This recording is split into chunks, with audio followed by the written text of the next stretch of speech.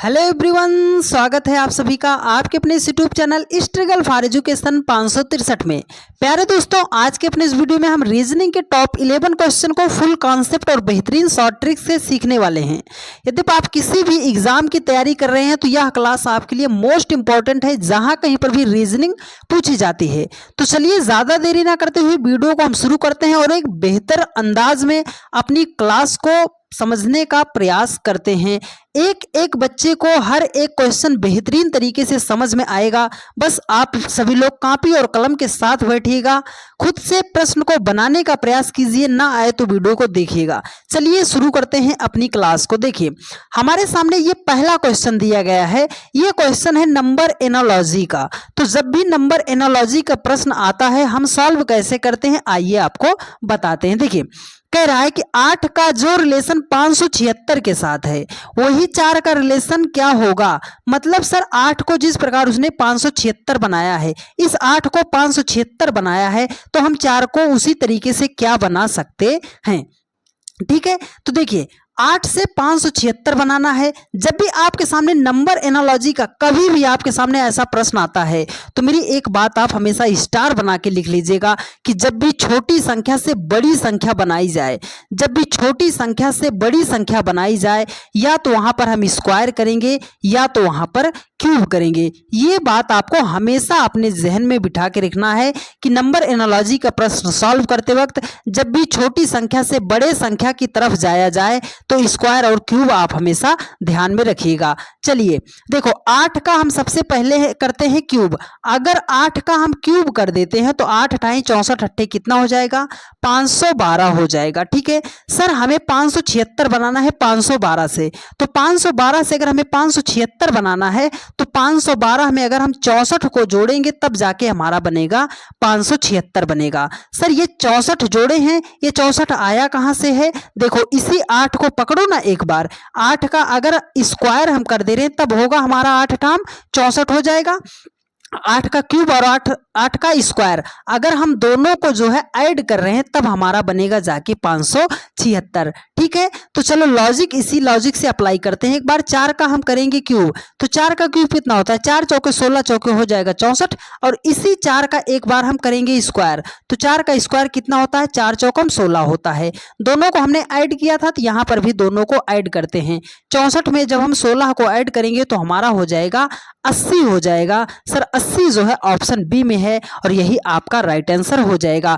Logic सिर्फ इतना था डियर फ्रेंड्स, ध्यान रखिएगा कभी भी आपके सामने क्वेश्चन आता है जब भी छोटी संख्या से बड़े संख्या की तरफ जाया जाए तो या तो वहां पर स्क्वायर करेंगे या तो क्यूब करेंगे। मेरी ये बात आपको हमेशा याद रखनी पड़ेगी। ठीक है, चलिए नेक्स्ट क्वेश्चन पर चलते हैं। अगला क्वेश्चन है, बढ़िया सवाल है, नंबर सीरीज का क्वेश्चन है। कैसे सॉल्व करना है बेहतरीन तरीका बताएंगे। देखिए कह रहा है कि निम्नलिखित श्रृंखला की अगली संख्या क्या होगी। मतलब इस क्वेश्चन मार्क के स्थान पर कौन सी संख्या होगी, तो कैसे सॉल्व करेंगे। देखिए लिखा है 19 है, 37 है, 74 है, 147 है, 294 है, क्वेश्चन मार्क है।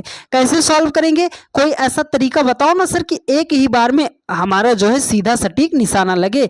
तो जब भी आपके सामने नंबर सीरीज का क्वेश्चन आए तो मेरी एक बात आप हमेशा याद रखिएगा। बात क्या है सर कि जब भी छोटी संख्या से बड़े संख्या की तरफ जाया जाए, छोटी संख्या फिर उससे बड़ी संख्या फिर उससे बड़ी संख्या फिर अंत में बहुत बड़ी संख्या, जब भी छोटी संख्या से बड़े संख्या की तरफ जाया जाए तो हम क्या करेंगे सर, हमने वही बताया, या तो स्क्वायर करेंगे या तो क्यूब चेक करेंगे, और एक बात हमेशा याद रखिएगा या तो मल्टीप्लाई चेक करेंगे। तीन चीजें हमें ध्यान में रखते हुए चलना है नंबर सीरीज के क्वेश्चनों को सॉल्व करते वक्त। ठीक है, चलिए अप्लाई करते हैं। देखो 19 से हमें 37 बनाना है, तो 19 से 37 कैसे बनेगा सर, मल्टीप्लाई आप बोले चेक कीजिए, हाँ मल्टीप्लाई चेक कीजिए। देखो 19 दूना कितना हो जाएगा, 38 हो जाएगा। सर 38 हो जाएगा, लेकिन यहाँ पर तो 37 लिखा, तो 37 बनाने के लिए एक माइनस करना पड़ेगा। ठीक है, देखो 37 से अगर 74 बनाना है, अगर 37 को 2 से मल्टीप्लाई कर देंगे तो हो जाएगा हमारा 74 हो जाएगा। 74 से 147 बनाना है तो 74 को अगर हम 2 से मल्टीप्लाई कर दे रहे हैं तो हमारा हो जाएगा 148 हो जाएगा। सर उसने 47 लिखा है तो -1 कर देंगे। ठीक है, चलिए अब देखो 147 से अगर हमें 294 बनाना है तो क्या करेंगे सर, अगर 147 को 2 से मल्टीप्लाई कर दे रहे हैं तो हमारा 294 हो जा रहा है। तो लॉजिक मिल गया है सर, 2 से गुणा करेंगे, माइनस से घटाएंगे, 2 से गुणा करेंगे। तो चलो 294 को हम सबसे पहले करते हैं 2 से मल्टीप्लाई। तो 294 को अगर 2 से मल्टीप्लाई करेंगे तो हमारा हो जाएगा 588 हो जाएगा। ठीक है, देखो पहले 2 से गुणा किया, 1 घटाया, फिर 2 से गुणा किया, फिर 2 से गुणा किया है, 1 घटाया, फिर 2 से गुणा किया, आपकी बार 1 क्या करेगा, घटा देगा। तो 588 है और उसमें से 1 घटाएंगे तो हमारा क्या हो जाएगा, 587 हो जाएगा। 587 ऑप्शन बी में दिया गया है और यही आपका राइट आंसर हो जाएगा। यदि आप यहाँ तक प्रश्न को सॉल्व कर लिए हैं तो आप यहाँ पे जल्दबाजी मत कीजिएगा कि 588 2 से मल्टीप्लाई किया तुरंत ऑप्शन टिक कर देना, नहीं, ध्यान से देख लेना कि लॉजिक क्या लगाया गया है। ठीक है, चलिए नेक्स्ट क्वेश्चन पर चलते हैं। बढ़िया सवाल आ रहा है, ध्यान से समझने का प्रयास कीजिएगा। देखिए ये क्वेश्चन है कोडिंग डिकोडिंग का, तो कैसे सॉल्व करना है एकदम सिंपल सा तरीका आपको बताएंगे। देखिए कह रहा है कि यदि कोडित भाषा में 80 को 20 तथा बैट को 40 लिखा जाता है तो उसी भाषा में कैट का मान कितना होगा। ये प्रश्न कहाँ का है, ये प्रश्न है एनटीपीसी 2022 का प्रश्न है, लेटेस्ट क्वेश्चन है। कैसे सॉल्व करना है आइए आपको बताते हैं। देखिए सारे क्वेश्चन जो है प्रीवियस ईयर के क्वेश्चन है। ठीक है, चलिए तो देखो 80 को बोला है उसने 20, तो 80 को 20 लिखा है तो सर हमें इनका प्लेस वैल्यू पता होना चाहिए। ए कितने नंबर पे आता है लेटर में, आप बोलोगे सर 1 नंबर पे आता है। टी कितने नंबर पे आता है, तो 20 नंबर पे आता है। 1 और 20 से हमें बनाना है 20। अगर हम इसमें जोड़ेंगे तो 21 हो जाएगा, घटाएंगे तो 19 हो जाएगा, लेकिन हमें 20 लाना है। तो कैसे बनेगा सर, 20 को अगर हम 1 में गुणा कर दे तो 20 एकम 20 हो जाएगा। ठीक है, चलो उसी प्रकार से बैट का लिखते हैं। बी का 2 हो गया, ए का कितना हो गया, 1 हो गया, टी का कितना हो जाएगा, 20 हो जाएगा। अब इससे हमें लाना है 40, तो क्या करेंगे सर, अगर हम मल्टीप्लाई कर दे रहे हैं सबको, ध्यान से समझना, अगर हम सबको मल्टीप्लाई कर दे रहे हैं तो देखो 20 एकम 20 दूना कितना हो जाएगा, 40 हो जाएगा। हो गया 40। अच्छा सर लॉजिक तो हमें मिल गया है कि इनका हम प्लेस वैल्यू लिखेंगे और उनको मल्टीप्लाई कर देंगे आपस में। ठीक है, तो देखो यहाँ पर सी है, सी का कितना होता है 3।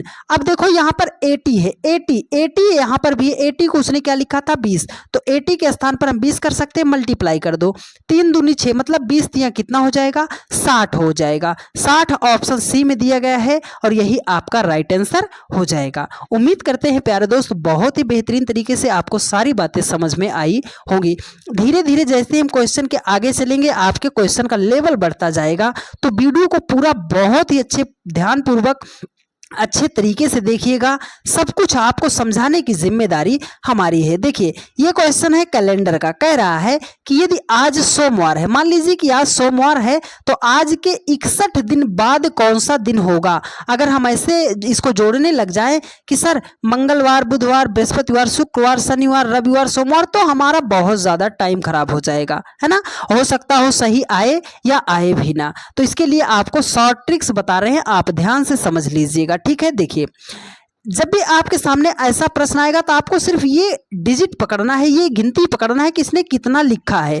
तो आप बोलोगे सर यहाँ पर तो 61 है, 61 दिया है, तो आप इस 61 को पकड़िए और देखो इसको आप 7 से डिवाइड कर दीजिए। अब बहुत लोगों के मन में ये विचार आएगा कि सर 7 से डिवाइड हम क्यों करेंगे, है ना, हम किसी और संख्या से डिवाइड कर सकते हैं। देखो 7 से इसलिए डिवाइड करेंगे क्योंकि एक सप्ताह में जो होता है 7 दिन होता है। ठीक है, एक सप्ताह में क्या होता है, 7 दिन होता है और 7 दिन के बाद जो होता है डेज आपस में रिपीट होने लगते हैं, इसलिए हम उसको 7 से डिवाइड करते हैं।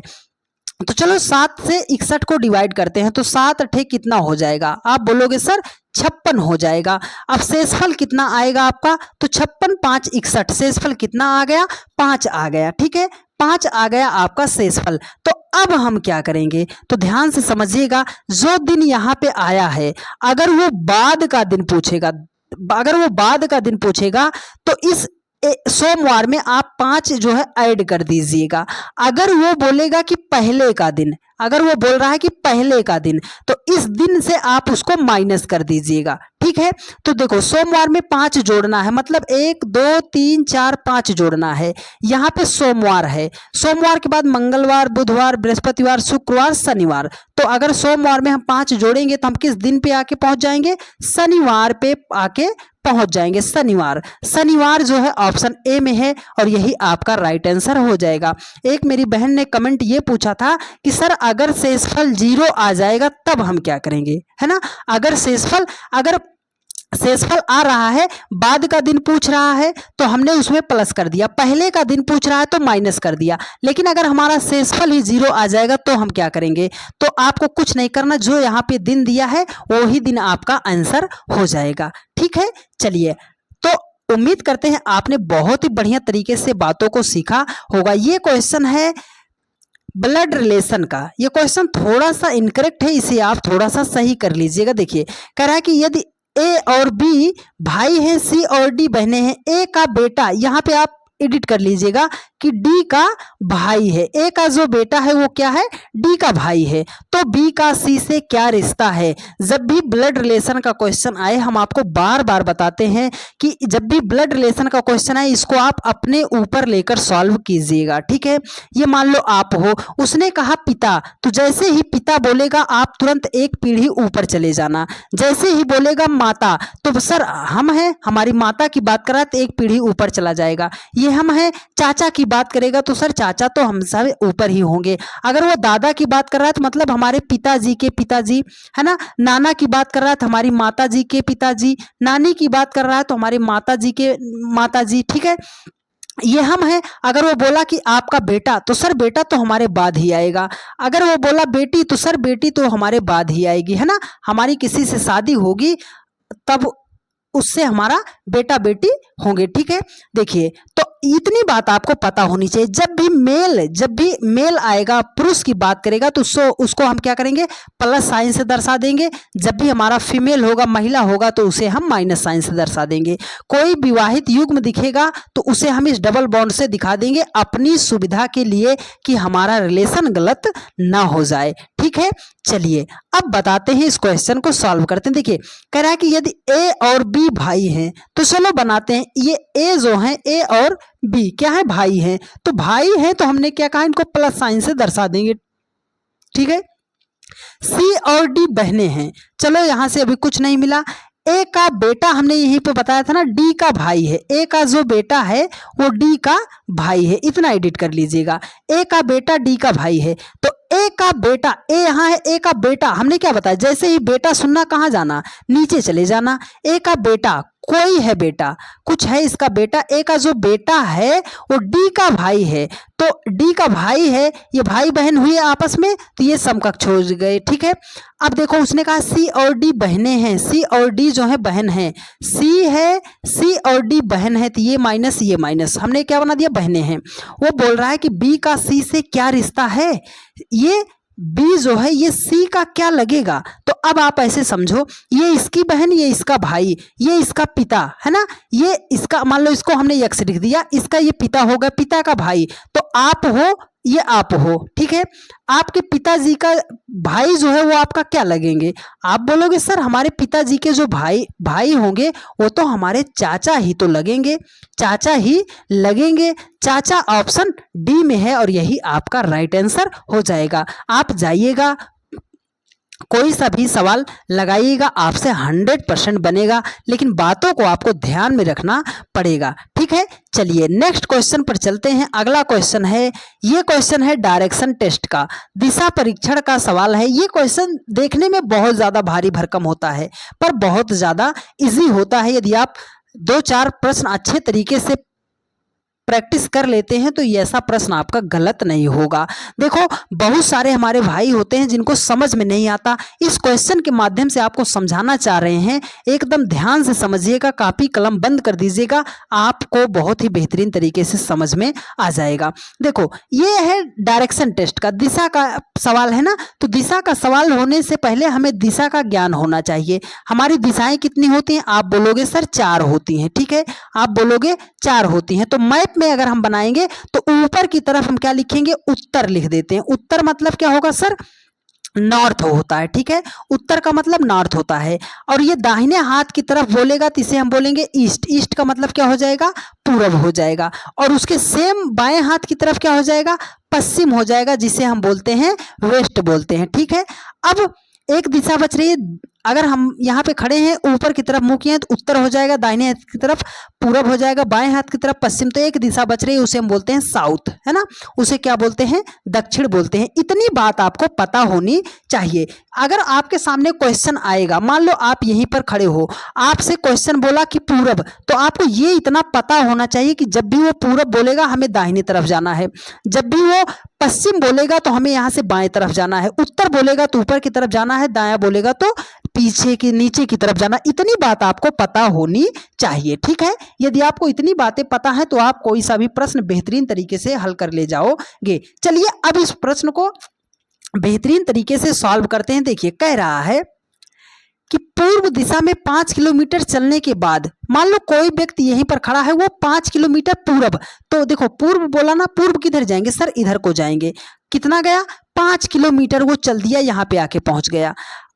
एक आदमी बाईं दिशा में मुड़ जाता है, यहाँ पे पहुंचने के बाद बाईं दिशा में, सर इधर है तो जिधर आपका बायां उधर उसका बायां, सर इधर उसका बायां हो जाएगा, वो बाईं दिशा में मुड़ गया, 3 किलोमीटर चल दिया, यहाँ पे आके पहुंच गया, ठीक है। फिर वह बाईं ओर मुड़ जाता है, 3 किलोमीटर चलना शुरू कर देता है, यहाँ तक पहुंचा ना, यहाँ से भी वो बाएं मुड़ेगा, तो सर बायां तो इधर को ही आएगा, वो 3 किलोमीटर चल के यहाँ पे पहुंच गया है। फिर वह बाईं ओर मुड़ जाता है और 3 किलोमीटर चलना शुरू कर देता है, यहाँ पर पहुंचा है, फिर वो बाईं ओर मुड़ गया, तो बायां उसका कौन होगा, नीचे की तरफ होगा, वो यहाँ पे आके पहुंच गया, कितना, 3 किलोमीटर। वह अपने शुरुआती बिंदु से कितनी दूर पहुंच गया है, सर यहाँ से चला था, वो तो इतना फालतू घूम के आ गया, वो पहुंचा आके यहीं पर है। तो देखो ये टोटल डिस्टेंस जो है, इस पूरे लाइन की डिस्टेंस कितना है, 5 किलोमीटर है। और यहाँ से देखो इतने की डिस्टेंस कितना है सर, ये 3 किलोमीटर है तो ये भी 3 किलोमीटर है। पूरी डिस्टेंस जो है, पूरी दूरी जो है 5 किलोमीटर की थी, यहाँ से यहाँ तक 3 किलोमीटर, तो ये शेष बचा कितना, आप बोलोगे सर 2 किलोमीटर का डिस्टेंस बचा है। तो वो 2 किलोमीटर ही तो चला, तो वो शुरुआती बिंदु से यहाँ तक की दूरी पूछ रहा था, कितना किलोमीटर दूर है, वो 2 किलोमीटर दूर है। 2 ऑप्शन ए में है और यही आपका राइट आंसर हो जाएगा। उम्मीद करते हैं प्यारे दोस्त बहुत ही बेहतरीन तरीके से आपने सारी बातों को सीखा होगा, ठीक है। चलिए नेक्स्ट क्वेश्चन पर चलते हैं और बेहतरीन तरीके से आप सवाल को सॉल्व करने का प्रयास करते हैं। ये भी क्वेश्चन है डायरेक्शन टेस्ट का, और ये प्रश्न जब आता है तो बहुत ज्यादा बच्चे सॉल्व नहीं कर पाते और बहुत लोग तो इसमें बहुत ज्यादा टाइम ले लेते हैं। 2 तरीका बताएंगे, दोनों तरीके से आप इसको बेहतरीन तरीके से सॉल्व करना सीख लीजिएगा, ठीक है। देखिए कह रहा है कि सुनैना का मुख पश्चिम की ओर है, 45 डिग्री वामावर्त और 135 डिग्री दक्षिणावर्त घूमती है, अब उसका मुख किस दिशा में है। तो देखो जब भी आपके सामने आए तो हमने बताया डायरेक्शन हमें पता चल गया है, ठीक है। अब देखो जब आपके सामने ऐसा प्रश्न आता है तो यहां से आप पकड़िएगा, ये वामावर्त का मतलब एंटी क्लॉकवाइज, दक्षिणावर्त का मतलब क्लॉकवाइज। तो देखो जब भी आपके सामने वामावर्त आए उसको आप माइनस साइन से लिख लीजिएगा। कितने डिग्री की बात कर रहा है, 45 डिग्री की, तो हमने 45 डिग्री को माइनस के साथ क्यों लिखा, क्योंकि वामावर्त की बात कर रहा है। 135 डिग्री दक्षिणावर्त, जब भी दक्षिणावर्त कहेगा उसको हम प्लस साइन से लिख लेंगे, ठीक है। तो हमने कर दिया प्लस, दक्षिणावर्त में कितना डिग्री, 135 डिग्री, कितना 135 डिग्री, ठीक है। अब देखो अगर हम इन दोनों को कहें आप आपस में जोड़ दो, मान लो 135 रुपए आपके पास था, आपने 45 किसी को दे दिया, तो बचा आपके पास कितना, आप बोलोगे सर 90 जो है हमारे पास बच गया है, ठीक है। 90 बच गया है मतलब 90 डिग्री की बात करेगा, ठीक है। देखो दिशा कितनी होती है, 4 होती है। सुनैना का मुख जो है किस दिशा में था, आप बोलोगे सर पश्चिम दिशा की ओर था, ठीक है। अब देखो इस 90 को हम क्या करें सर, उसका मुख इधर की तरफ है, वो 90 डिग्री प्लस है। अब देखो यहां से साइन से पकड़ो, इस चिन्ह से पकड़ो, अगर ये प्लस आ रहा है तो इसका मतलब है दक्षिणावर्त, दक्षिणावर्त का मतलब घड़ी की दिशा में क्लॉकवाइज, ठीक है। अगर ये माइनस होता तो हम इसको बोलते वामावर्त, घड़ी की विपरीत दिशा में एंटी क्लॉकवाइज। तो ये प्लस आया है मतलब दक्षिणावर्त घूमी है, तो यहाँ पर उसका मुख था 45 कितना 90 डिग्री। तो हर एक एंगल ऐसा समकोण कितने का होता है 90 डिग्री का होता है। तो उसका मुख यहाँ पे था, वो 90 डिग्री घूम गई। अब उसका मुख किस दिशा में हो गया? आप बोलोगे सर नॉर्थ की दिशा में है, मतलब उत्तर की दिशा में उसका मुख हो गया है। तो उत्तर ऑप्शन डी में है और यही आपका राइट आंसर हो जाएगा। उम्मीद करते हैं प्यारे दोस्त बहुत ही बेहतरीन तरीके से आपको सारी बातें समझ में आई होगी। कुछ लोग हमारे भाई जो होते हैं वो बेसिक का शौकीन होते हैं कि इसको बेसिक मेथड से कैसे सॉल्व करेंगे। इस पे हमने एक डेडिकेटली वीडियो बना दिया है, उसका लिंक आपको यहाँ पे हम नीचे डिस्क्रिप्शन बॉक्स में दे देंगे, आप चेक करके पढ़ लीजिएगा। एक भी प्रश्न आपसे गलत नहीं होगा और महज 2 से 3 सेकंड में सवालों को आप सॉल्व करना सीख जाओगे। ठीक है, चलिए नेक्स्ट क्वेश्चन पर चलते हैं, बेहतरीन तरीके से सॉल्व करेंगे। ये क्वेश्चन है प्यारे दोस्त रिपीटेड सीरीज का क्वेश्चन है। ये क्वेश्चन बहुत लोगों को समझ नहीं आता कि इसको कैसे करेंगे। आज आपको ऐसा तरीका बताऊंगा मेरे भाई कि एक भी प्रश्न आज के बाद आपका गलत नहीं होगा। देखो कह रहा है कि अक्षरों के उस संयोजन का चयन करें जो रिक्त स्थान में यथाक्रम भरे जाने पर पुनरावृत्ति पैटर्न निर्मित करेगा। मतलब इस डॉट के स्थान पर कौन सा लेटर जो है हमें फिलअप करना पड़ेगा।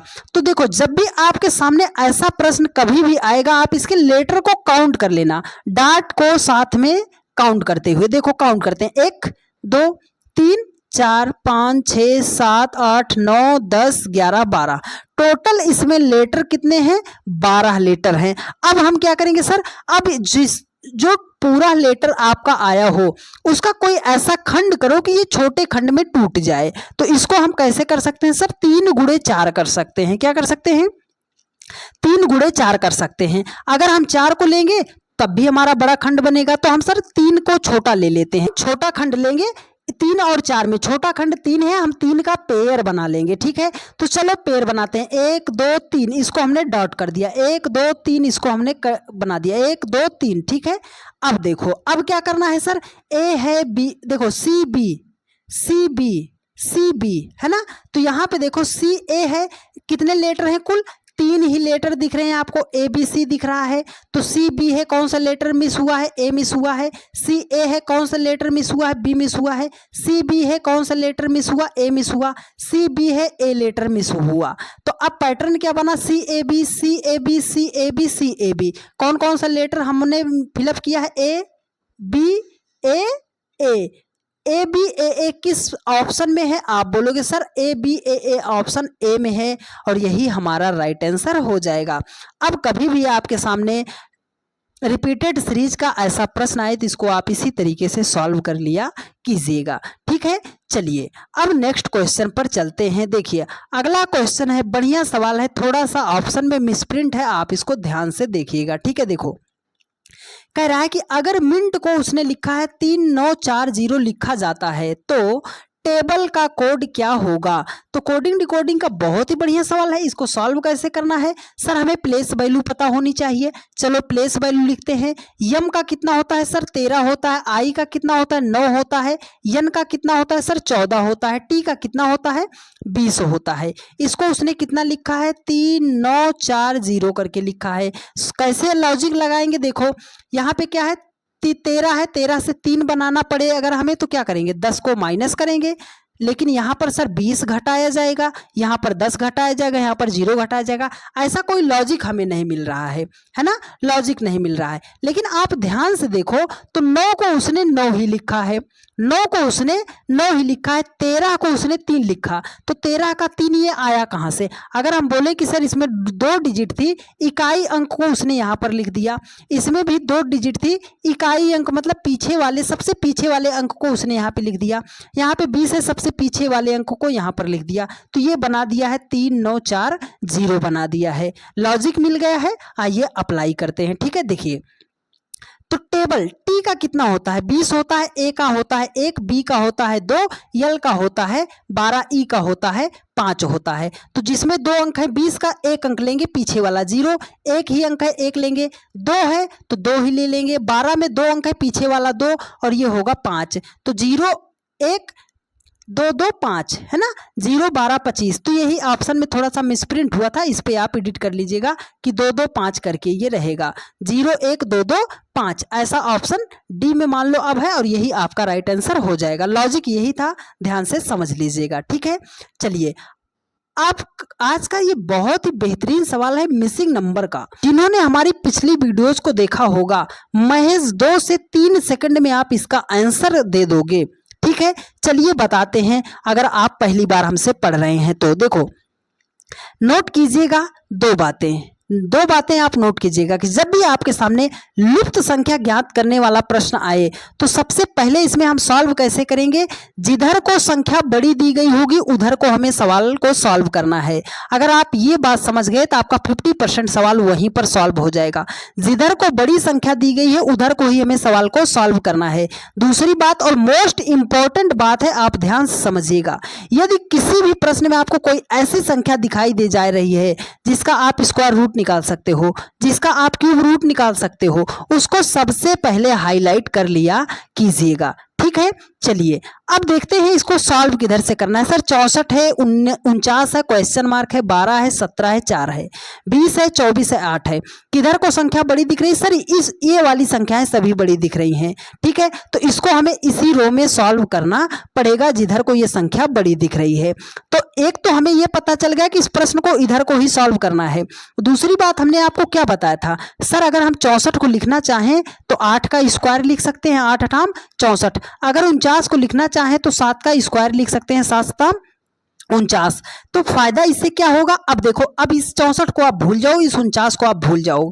अब 12 और 20 से आपको 64 नहीं बनाना, 12 और 20 से आपको 8 बनाना है। तो सर 12 और 20 से अगर हमें 8 बनाना है तो कैसे बना सकते हैं सर, 20 में से अगर हम 12 को माइनस कर दे रहे हैं तो हमारा हो जाएगा 8, और उसी 8 का स्क्वायर करेंगे तब जाके आएगा हमारा 64 आएगा। ठीक है, अब 17 और 24 से हमें जो है बनाना कितना है सर, 7 बनाना है।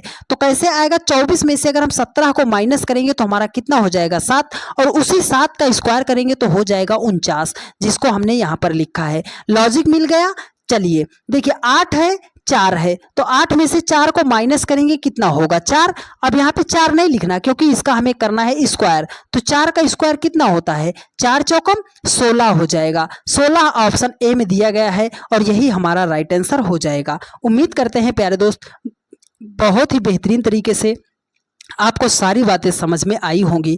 आपसे हम्बल रिक्वेस्ट है डियर फ्रेंड्स कि यदि आपने अभी तक चैनल को सब्सक्राइब नहीं किया है तो चैनल को सब्सक्राइब कर लीजिए। वीडियो को अपने उन सभी दोस्तों के पास शेयर कर दीजिए जिनको भी रीजनिंग में दिक्कत होती है, और एक प्यारा सा कमेंट करके आप ज़रूर बताइएगा कि आपको क्लास कैसी लगी है। चलिए आज का लास्ट सवाल पे चलते हैं। इसी एक सवाल से आपका पासे का सवाल सॉल्व करना बेहतरीन तरीके से बताएंगे। देखिए, कह रहा है कि एक पासे में फलक की कई स्थितियां दी गई हैं, फलक डी के विपरीत सतह क्या होगी, मतलब इस डी का विपरीत क्या होगा। तो आप हमेशा एक बात हमेशा याद रखिएगा कि जब भी आपके सामने डाइस का सवाल आता है तो सबसे पहले हमें ढूंढना है कॉमन।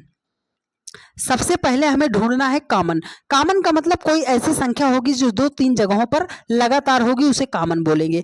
दूसरी बात क्या है सर, दूसरी बात है कि यदि एक पासे में हम क्लॉकवाइज चलेंगे तो दूसरे पासे में भी क्लॉकवाइज ही चलना है। अगर मान लो डी को हम मान ले रहे हैं और इस तरीके से चल रहे हैं तो यहाँ पर जहाँ पे डी होगा उसको मानेंगे और इधर को ही चलेंगे। ये गलती मत करना कि डी में आप इधर को चल देना और इधर इसमें इस पासे में इधर को चल देना। बस यही 2 केस आपको पता होना चाहिए, सवाल आपका सॉल्व हो जाएगा। ठीक है, चलिए देखो कॉमन ढूंढते हैं। सबसे पहले सर सी है, बी है, डी है, ए है, ई है, बी है, दोनों जगह पे आपको कॉमन क्या मिला, बी। तो इस पासे को पकड़ते हैं बी को। ठीक है, अब इससे इधर को ही चलेंगे। ठीक है, बी के बाद कहाँ पहुंचे, सी पे पहुंचे, सी के बाद कहाँ पहुंचे, डी पे पहुंचे। ठीक है, अब उसी प्रकार इस बी को पकड़ेंगे, ऐसे चलेंगे। तो चलो बी को लिख दिया, बी के बाद कहाँ पहुंचे सर, ई पे पहुंचे, ई के बाद कहाँ पहुंचे, ए पे पहुंच गए। वो बोल रहा है डी सतह के विपरीत। अब ये जो आपके सामने केस बना है ना, ये सतह एक दूसरे के आपस में क्या है, विपरीत है। तो सी का विपरीत ई होता,